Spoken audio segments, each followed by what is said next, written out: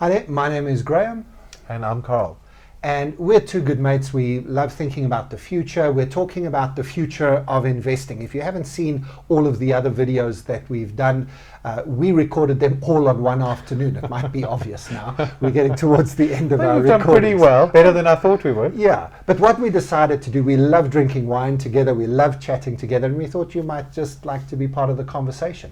And we've been talking about the future of investing, and we just opened a bottle of wine that's pretty off. I'd kept it maybe a little bit too long and hadn't quite settled it in exactly the right way. So you've managed to grab a glass of water. In fact, I've got some. Let's do that. It's probably a good time to do it too.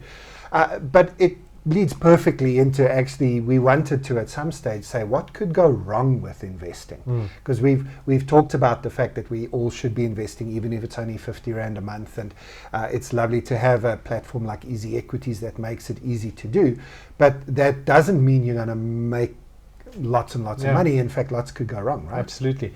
So, Graeme, firstly, investing is not gambling. So I often say to people, if you want to make, lots of money overnight, then you need to be a criminal or go to the casino. And you might make lots of money, but you could lose it all or go to jail.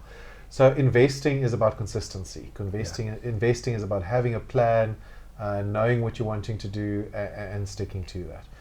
But the things that can go wrong is that investment isn't guaranteed. So there are times when the market is down. There are times when a share that you've invested in does something unexpected. So in South Africa, we had an example of Steiner, for instance, where many people invested in it, and for various reasons, it took a major dive. And so things that do was go very wrong. diplomatic of you. Because of corruption at the highest levels of the business and massive fixing of the books. Yeah, it is interesting. Yes, yeah. And for me, what you need to make sure of as an investor is that you've got your money not at a place that guarantees you unrealistic returns, because then generally they're lying. So all the crypto bros, when they told you they could give you guaranteed 20% returns every year, that was an absolute sign to not get into that. It's impossible. Absolutely impossible to do that. And so it's important that you do some research as well. And research doesn't mean that you have to be a research guru. It means talk to your mates. It means reading a little bit. It means watching YouTube. It means going onto Twitter. It means being an engaged and interested citizen, finding out about stuff. But it also means that when things go wrong, that you've stuck to some of the principles that we've spoken about, that you have diversified. So you didn't invest everything in Steinhoff. It might have been one of your shares, and things will recover. I remember when I was starting out in my early 20s and just getting into investing, I read a lot of Warren Buffett stuff. I kind of follow his approach. So you're not day trading. It's what's the language you use? It's time in the market. Correct. So you choose a company, you think I like that company, you investigate it, I have confidence in the management, and so I'll invest. Yep. And that could be a big, well-known brand. It could be a small little company that you take a chance on. But what his argument is that for your lifetime of investing, you're not going to make your money by choosing winners. What you're going to do is make sure you make lots of money by making sure you've got no big losers. 100%. And so it's more of a defensive play. You're not looking for the 100% return in a year. You're wanting to make sure this share isn't going to collapse and disappear. Yeah, absolutely. And it's also, if you follow that philosophy, when things are down, you're not going to be concerned because you consciously chose a share and you're going to stick it out for a longer period. And long term doesn't mean for 50 years. It just means that you're not worried for an immediate time. Now, I find it interesting. So, you're very gracious referring to me as an expert. I'm far less of an expert than most people. But, I find it interesting when people say, well, don't panic. It's very hard not to panic when you're losing money. We panic. And so, but it's the worst thing to do because you look at it in that moment, and think, oh my God, my money is disappearing. Yeah.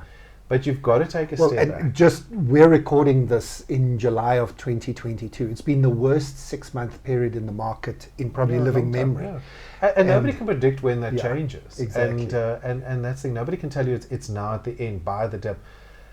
You've got to just have a plan. And for me, the main thing is understand what you can invest every month. And whether that's the 50 Rand, as we've said, or the 50 million Rand, doesn't matter. Be consistent. Yeah.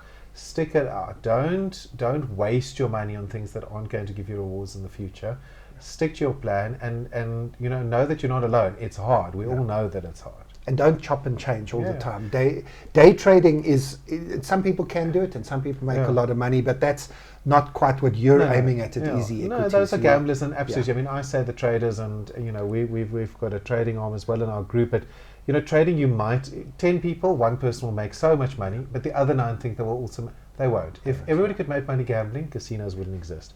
But Graham, it's interesting. I think part of our series on Easy Future, one of the traits will be that I have forced analogies between wine and investment, which is partly your fault. But I think it's a little bit like when you open a corked wine. When you're the expert wine connoisseur like you're immediately like, this is off. When you're the pleb like me, you'll still want to give it a go and have sort of 2 sips and stuff. And I think with investment as well, don't be that person who wants to give it 2 sips. You've just got to sometimes call it quits.